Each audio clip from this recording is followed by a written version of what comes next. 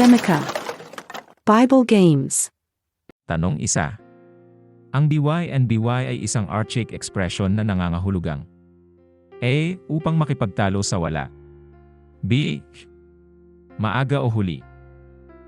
C. Sa abot tanaw. D.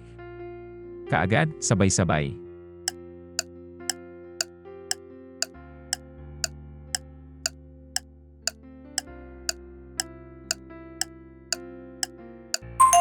Ang sagot ay D. Kaagad, sabay-sabay. Marcos 6:25. Kaagad na lumapit ang dalaga sa hari na may kahilingan. Nais kong ibigay mo sa akin ngayon ang ulo ni Juan Bautista na nasa isang pinggan.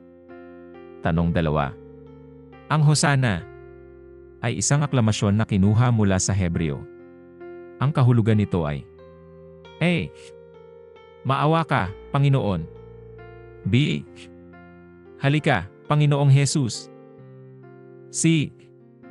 Ang Panginoon ay nagwagi. D.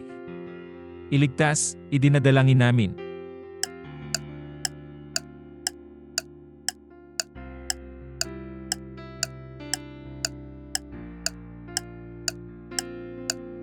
Ang sagot ay D. Magligtas, manalangin kami. Awit 118:25. Panginoon, iligtas mo kami. Panginoon, bigyan mo kami ng tagumpay. Tanong 3. Ano ang Dalmanuta? A. Teritoryong pinamumunuan ni Herodes. B. Isang salita, ibig sabihin ay mabuksan. C. Ang lugar ng pagkakapako ni Jesus sa krus. D.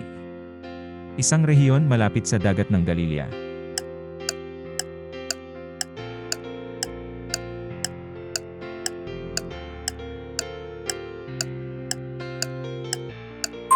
Ang sagot ay D.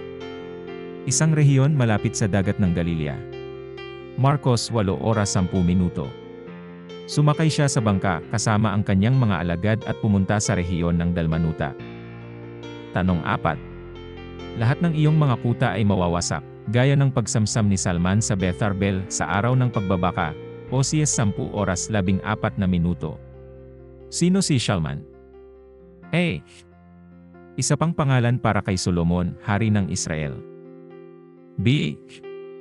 Isa pang pangalan para kay Salom, hari ng Israel. C. Isa pang pangalan para kay Shalmaneser, hari ng Assyria. D.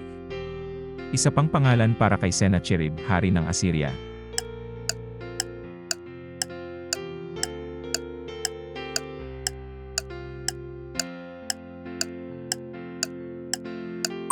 Ang sagot ay C. Isa pang pangalan para kay Shalmaneser, hari ng Assyria. Osias 10:14. Ang dagundong ng digmaan ay babangon laban sa iyong bayan, na anopat ang lahat ng iyong mga kuta ay mawawasak, gaya ng pagwasak ni Salman sa Beth Arbel sa araw ng pagbabaka, nang ang mga ina ay ibinuwal sa lupa kasama ang kanilang mga anak. Tanong 5. Alin sa mga sumusunod na salita ang maaaring isalin bilang the grave? A. Sheol.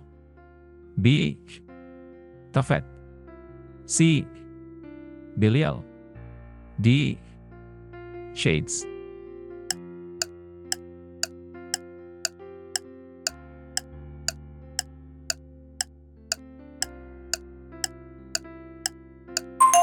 Ang sagot ay A. Sheol. Osias 13:14. Aking ililigtas ang bayang ito mula sa kapangyarihan ng libingan, tutubusin ko sila sa kamatayan. Nasaan, o kamatayan, ang iyong mga salot? Saan, o libingan, ang iyong pagkawasak? Hindi ako mahahabag. Tanong 6. Binilang ng Diyos ang iyong kaharian, at natapos na. Ang interpretasyong ito ni Daniel ay nagmula sa anong mahiwagang salita? A.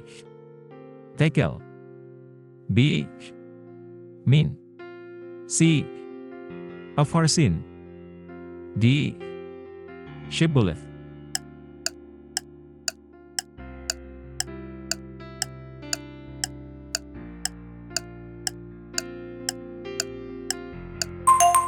Ang sagot ay B.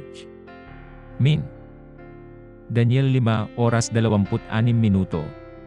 Narito ang ibig sabihin ng mga salitang ito. Minit, isa, ay binilang ng Diyos ang mga araw ng iyong paghahari at tinapos ito. Tanong 7. Siya na ngayon ay tinatawag na isang propeta, ay tinawag noong una, ano? A. Isang hari. B. Isang magi. C. Isang satrap. D. Isang tagakita.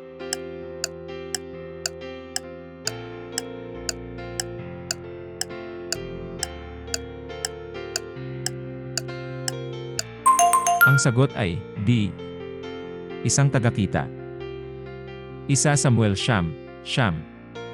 Dati sa Israel, kung may pumunta upang magtanong sa Diyos, sasabihin nila, halika, pumunta tayo sa tagakita, dahil ang propeta ngayon ay tinatawag na isang tagakita. Tanong 8. Ano ang charger? A. Lance o sibat. B. Stallion. C. Mababaw na ulam. D. Mensahero.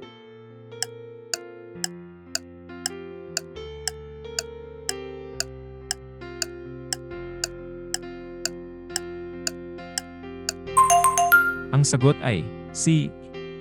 Mababaw na ulam. Mateo 14:8.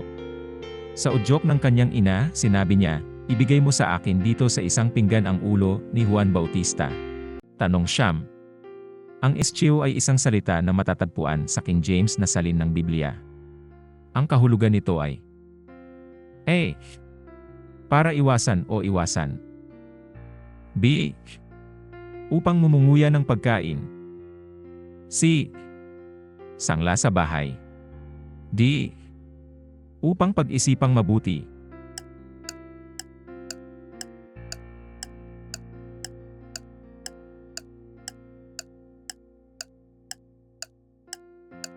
Ang sagot ay A. Para iwasan o iwasan. 1 Pedro 3 oras 11 minuto. Dapat silang tumalikod sa kasamaan at gumawa ng mabuti, dapat nilang hanapin ang kapayapaan at ituloy ito. Tanong 1-0. Narito ang pag-ibig, hindi sa inibig natin ang Diyos, kundi inibig niya tayo, at sinugo ang kanyang anak upang maging pangpalubag loob sa ating mga kasalanan. Ano ang ibig sabihin ng pagpapalubag loob dito sa 1 Juan 4 oras 10 minuto? A. Mabango ang sarap. B. Isang pagtatakip ng kasalanan, sakripisyo. C. Isang tagapamagitan, high priest. D. Isang taong nagbabayad ng utang.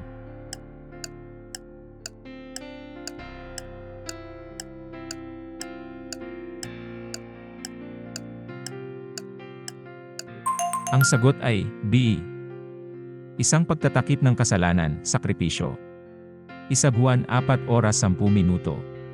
Ito ang pag-ibig, hindi sa tayo ay umibig sa Diyos, kundi siya ang umibig sa atin at sinugo ang kanyang anak bilang isang handog para sa ating mga kasalanan. Tanong 11. Ano ang Abana at Pharpar? A. Mga pari at mga anak ni Eliezer. B. Mga bulubundukin sa Lebanon. C. Mga hari ng Sodoma at Gomora. D. Mga ilog ng Damascus.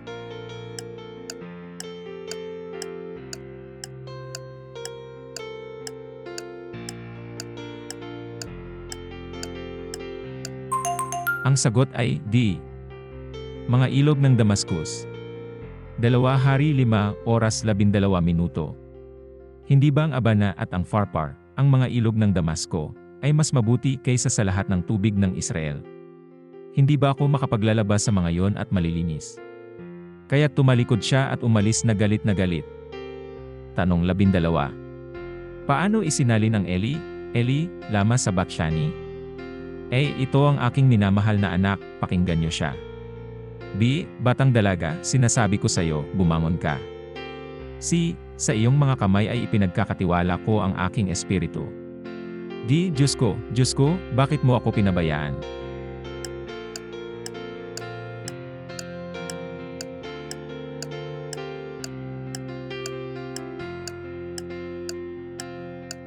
Ang sagot ay, D. Diyos ko, bakit mo ako pinabayaan? Mateo 27:46. Bandang 3:00 ng hapon ay sumigaw si Jesus sa malakas na tinig, Eli, Eli, lema sabachthani. Na ang ibig sabihin ay Diyos ko, bakit mo ako pinabayaan? Tanong 13. Ano ang ibig sabihin ng Boanerges? A. Mga anak ng tawa. B. Mga anak ng kulog. C. Mga anak ni Boaz. D. Bahay ng liwanag.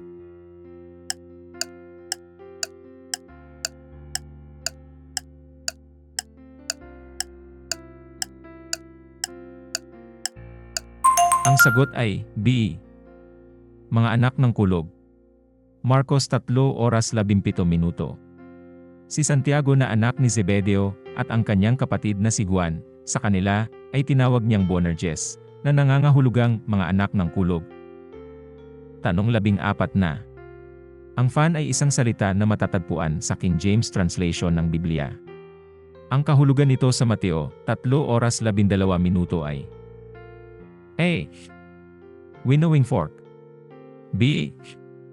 Upang pumutok. C. Masigasig.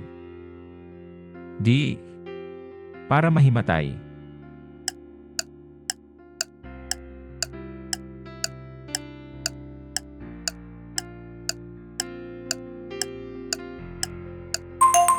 Ang sagot ay A.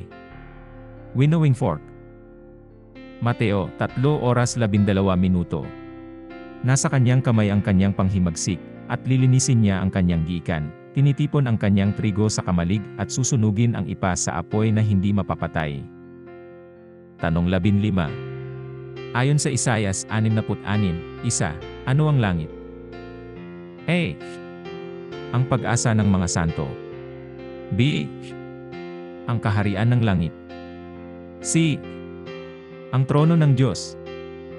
D. Liwanag na hindi malapitan.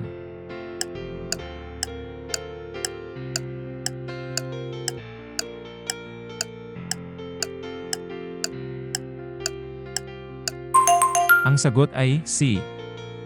Ang trono ng Diyos. Isaias 66:1. Ito ang sabi ng Panginoon, ang langit ang aking trono, at ang lupa ang aking tuntungan. Saan ang bahay na itatayo niyo para sa akin?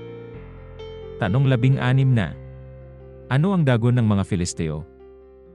A. Isang reyna. B. Isang lungsod. C. Isang Diyos. D. Isang hari.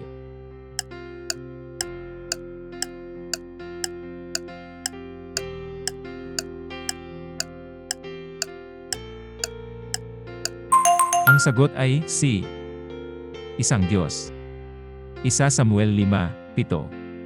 Nang makita ng mga taga-Asdod ang nangyayari, sinabi nila, ang kaban ng Diyos ng Israel ay hindi dapat manatili rito sa atin, sapagkat ang kanyang kamay ay mabigat sa atin at kay Dagon na ating Diyos. At ang bayan ng Diyos ay nagsabi, Amen. Huwag kalimutang mag-subscribe, magbahagi, at mag-like sa video na ito. Maging isang pagpapala sa iba. Bawat like at pag-share ay tumutulong sa atin na ikalat ang Ebanghelyo. Mangyaring mag-iwan din ng komento sa ibaba. Pagkatapos, bisitahin ang aming channel page.